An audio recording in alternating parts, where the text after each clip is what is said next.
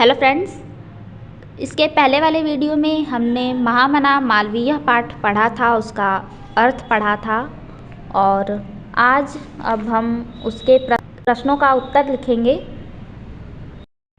पहला प्रश्न है, मदन मोहन मालवीयस्य जन्म कुत्र अभवत्।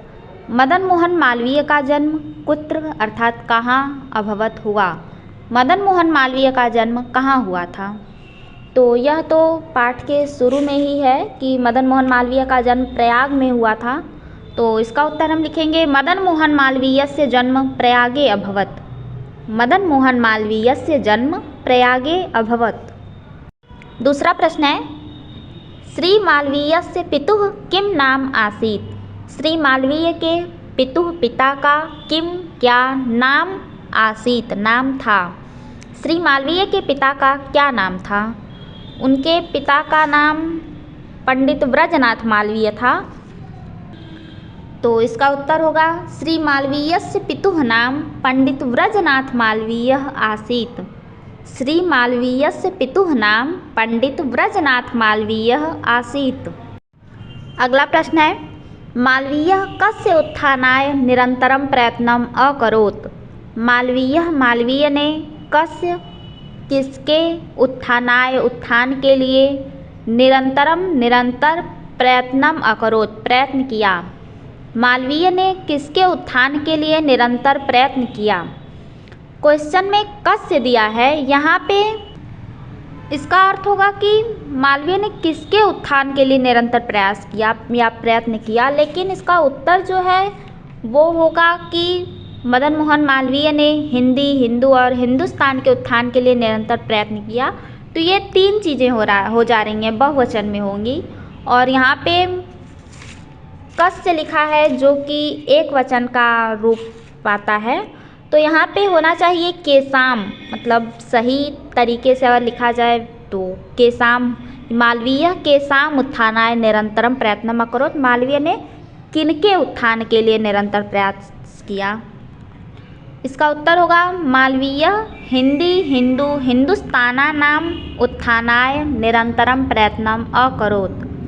मालवीय हिंदी, हिंदू, हिंदुस्तानानाम उत्थानाय निरंतरम प्रयत्नम अकरोत्।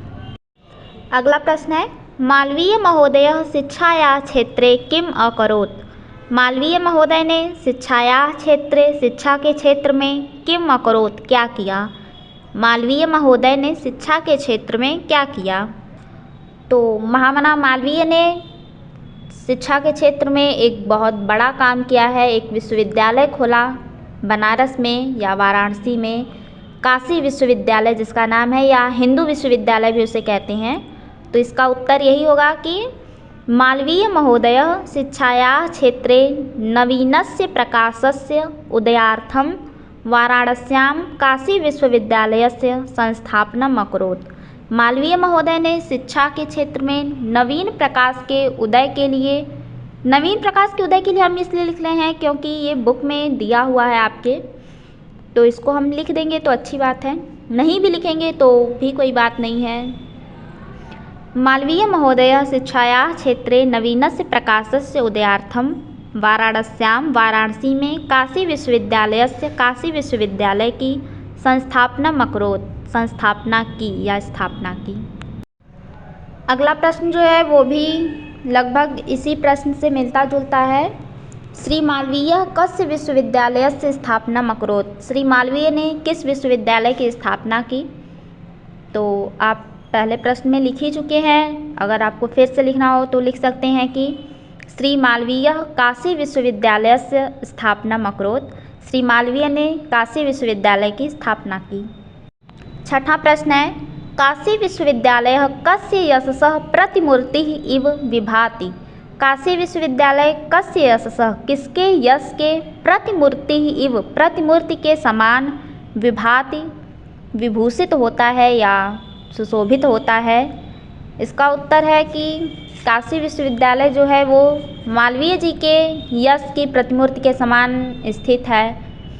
काशी विश्वविद्यालय श्री मालवीयस्य यशसः प्रतिमूर्तिः इव विभाति।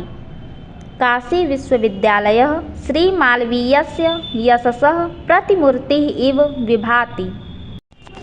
अगला प्रश्न है महामना मालवीयस्य सर्वोच्च गुणः कः आसीत्। महामना मालवीय का सर्वोच्च गुण कः आसीत्, क्या था। फोर्थ पैराग्राफ में मालवीय जी के गुणों का वर्णन किया गया है। उसकी जो सेकंड लाइन है वही इस क्वेश्चन का उत्तर होगा कि जहाँ लिखा है परम अस्य सर्वोच्च गुणः जन सेवैव आसीत्, परंतु इनका सर्वोच्च गुण जन सेवा ही था।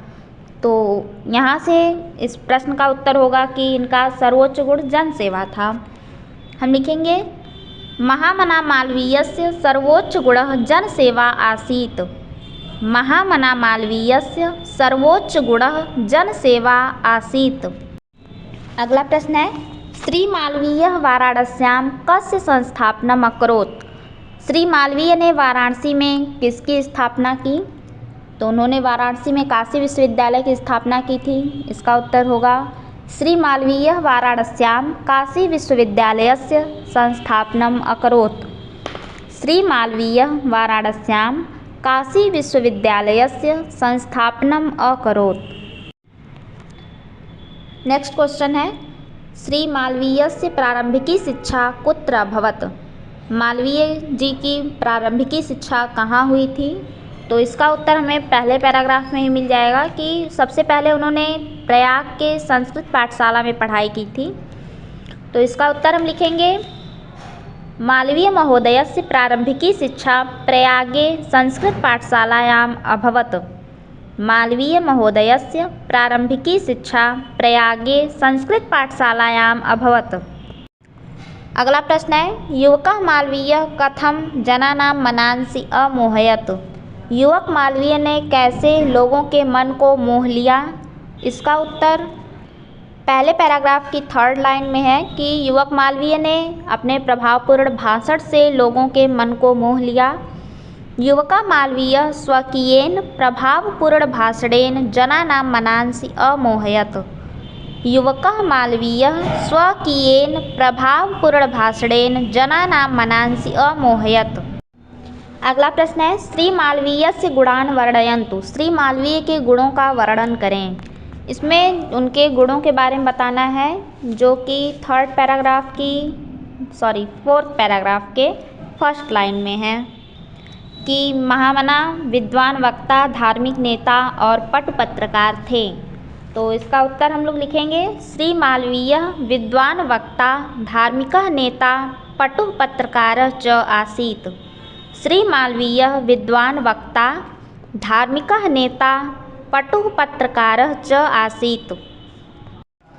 अगला प्रश्न है मालवीयः कुत्र प्राण विवाह कर्म कर्तुम् आरभत। मालवीय ने कहाँ वकालत का कार्य करना आरंभ किया। तो इसका उत्तर होगा कि उन्होंने प्रयाग में उच्च न्यायालय में वकालत का काम करना शुरू किया था। मालवीयः प्रयागस्थे उच्च न्यायालये प्राण विवाह कर्म कर्तुम् आरभत। मालवीयः प्रयागस्थे उच्च न्यायालये प्राण विवाह कर्म कर्तुम् आरभत। अगला और लास्ट क्वेश्चन है मदन मोहन मालवीयस्य कासु भाषासु समानः अधिकारः आसीत्। मदन मोहन मालवीय का कासु किन किन भाषाओं पर समानः अधिकारः आसीत्, समान अधिकार था। मालवीय महोदय का किन किन भाषाओं पर समान अधिकार था। इसका उत्तर थर्ड पैराग्राफ की फर्स्ट वाली लाइन में है कि इनका हिंदी, संस्कृत और अंग्रेजी भाषाओं पर समान अधिकार था। ये तीनों भाषाएं इनको बहुत अच्छी तरीके से आती थी। तो इसका उत्तर हम लिखेंगे मदन मोहन मालवीयस्य हिंदी, संस्कृत, आंग्ल भाषासु समान अधिकारः आसीत्। मदन मोहन मालवीयस्य हिंदी, संस्कृत, आंग्ल भाषासु समानः अधिकारः आसीत्। इसी के साथ अब इस पाठ के लगभग सभी प्रश्नों का उत्तर मैंने बता ही दिया है, पर अगर कोई प्रश्न रह गया हो तो आप उसे कमेंट में पूछ सकते हैं। और जल्द मिलेंगे एक नए वीडियो के साथ। धन्यवाद।